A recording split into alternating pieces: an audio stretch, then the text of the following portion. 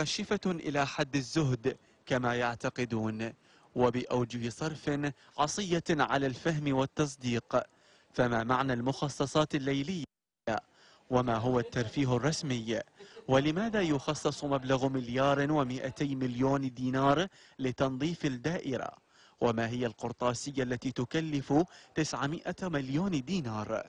أسئلة تدور وتتفاعل منذ يومين لتشاغل العراقيين وتبعد عنهم هم الكهرباء والماء والأمن والخدمات والسكن وتبليط الشوارع ونظافة المدن والاستثمار والعديد من الإنجازات الأخرى. بس هاي الأمور هم محتارين بها اللي هي امتيازاتهم المالية، ومع الأسف يعني هذا شيء مخزي. يعني استغربت صراحة من سمعت الخبر ومن اطلعت عليه بالجريدة.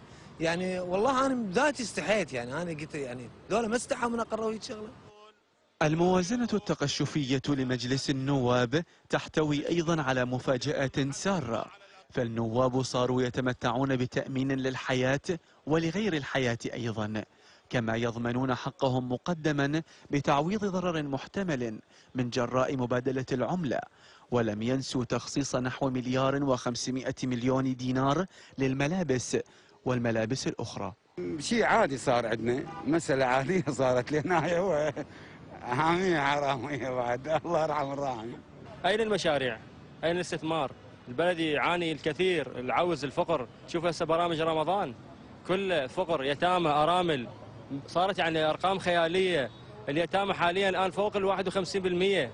ليش هاي المأساة المستمرين عليها؟ والبرلمان مخصصات وحاجيات تخصهم مهتمين بها أكثر من أمور الشعب.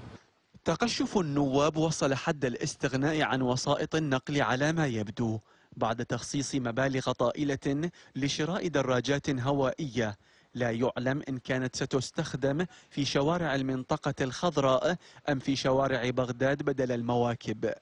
المبلغ المخصص سينعش على ما يبدو سوق الوثبة لتجارة الدراجات الهوائية. عمي ما يخالف، خلي يجون يشترون. عمي احنا نسوي لهم تخفيضات، خلي يجي. يعني السوق واقف ماكو شغل.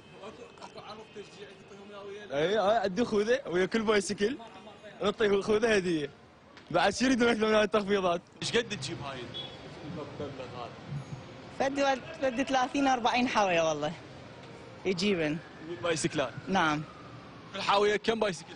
يعني يطلع 400-500 بايسكل. زين انت شفت نائب هذا اليوم يسوق بايسكل؟ لا والله، كل سيارات ضد الرصاص وغيرها.